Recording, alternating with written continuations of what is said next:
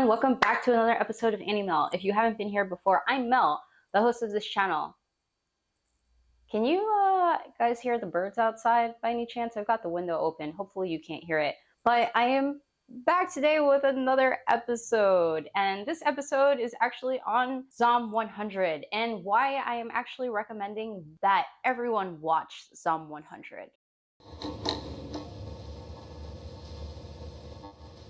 If you have been living outside this summer, unlike I have, then you may not have heard of Zom 100. Zom 100 is possibly the latest, the buzzing sensation on social media and within the anime community due to its wonderfully refreshing and beautiful messaging with a twist. Zom 100 really captivated my heart, my feelings, and all my emotions, maybe because it's really relevant for me right now in life. But the whole aspect of Zom 100, and I'll get into why I'm recommending this for everyone to watch, is the messaging. The messaging is probably the biggest component as to what makes Zom 100 so captivating, because it's all about Akira, our main character, and how he has this refreshing take on life now that there's a zombie apocalypse, and he doesn't have to attend his meaningless, draining, stupid job anymore. And I think this applies to almost everyone who probably has entered adulthood. If you've ever felt stuck before, if you've ever felt your job isn't what you expected it to be, Zom 100 is for you. With Akira's refreshing take on the zombie apocalypse and how he's able to essentially do everything he's probably wanted to do in life, or create this bucket list of things that he'd like to do now that he no longer has to work, it kind of allows you to take a step back and reflect upon yourself.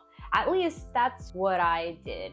As you first get into Zom 100, while Akira's perspective on the whole situation is like, wow, dude, you're really optimistic. I like your vibe. I want it. Then you start to think, wait, but hold on a second. This situation's kind of tricky. Like, most people are dying from this whole zombie apocalypse thing. I think you and I, realistically, if we think about it, if a zombie apocalypse were to happen, what's your chance of survival, really? That comes to the second type of messaging that Zom 100 kind of puts out there that's kind of sitting underneath the surface, is that with perseverance you could kind of find a way, and with that determination you could kind of find a way. As we see Akira kind of acclimate to this really difficult situation and make the best out of it, it makes you also sit back and wonder, like, hey, when were there moments in life that I could have just like taken a different approach or a different perspective to this, or just kept on trying and pushing at it and probably seen a better outcome than I originally saw or was even expecting. The other aspect that I love is that while Akira is building his bucket list, he throws all sorts of things on there. Things like, remember your childhood dream, date a flight attendant, or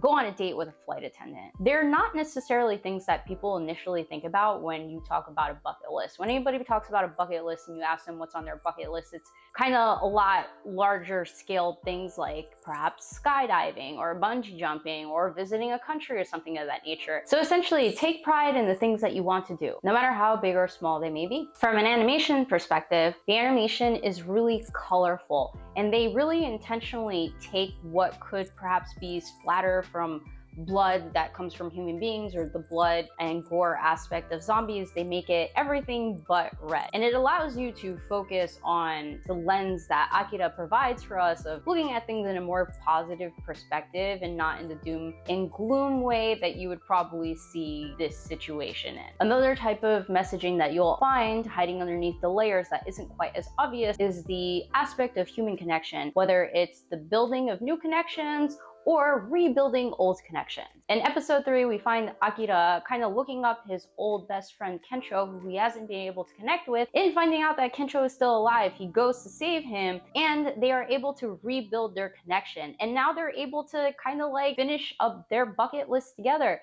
Kensho now decides to add his items to Akira's bucket list, and they're both working together to accomplish the things that they've always wanted to do. Akira also meets this other character named Shizuka, or as he calls her before he found out her name, risk analyst in a convenience store, but after many run-ins is not able to actually, exchange information with her. By the latest episode, episode 5, due to some collaboration and trying to get away from some zombies, she kind of like realizes the value in other humans and decides to exchange information with him. So we get to see Akira not only rebuild his friendship with Kencho, but establish a new connection and bond to Shizuka. And with all things in life, we love to dream big and vast as far as our imaginations can think. At some point, Akira says like, hey, I realized that I remember what my childhood dream is, and that is to be a superhero. So he adds that to his bucket list. And from the perspective of a viewer, and actually even his best friend Kencho is like, dude,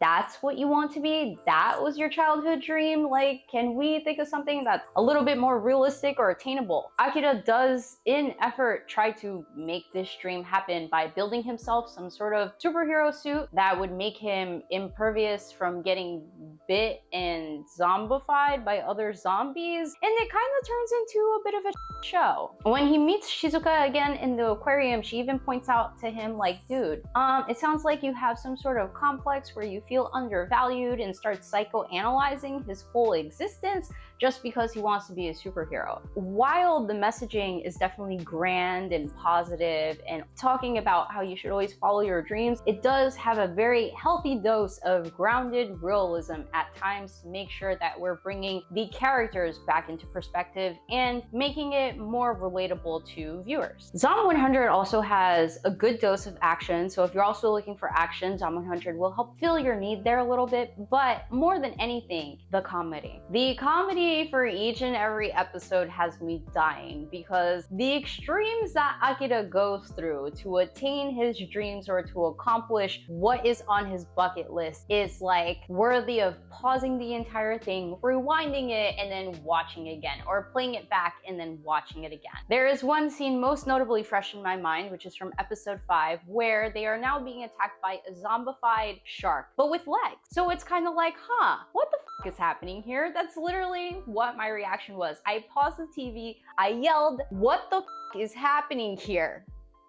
So, in, I guess, the creator's way of trying to explain to the audience why something this outrageous, aside from zombies, in general, was happening in this scene, it goes on to be explained that maybe the shark ate some zombified humans, and as the humans tried to escape, they were only able to puncture the shark with its legs, and now it's a shark on legs. So if you haven't seen Zom 100, it is an absolutely must watch for anyone and everyone that watches anime in general, and actually I would even recommend it to other people who don't watch anime. If you have a friend that's looking to get into anime but don't know what to watch, aside from recommending the generic stuff like Demon Slayer or Jujutsu Kaisen or anything that's super shonen popular, recommend Zom 100. They'll thank you later, and it'll help them gain a new perspective on life if they needed one. However, that's gonna do it for me today. Thank you so much for tuning in as always. Like, comment, share, subscribe. You know the usual if you enjoyed this video. I will catch you all next time. Bye!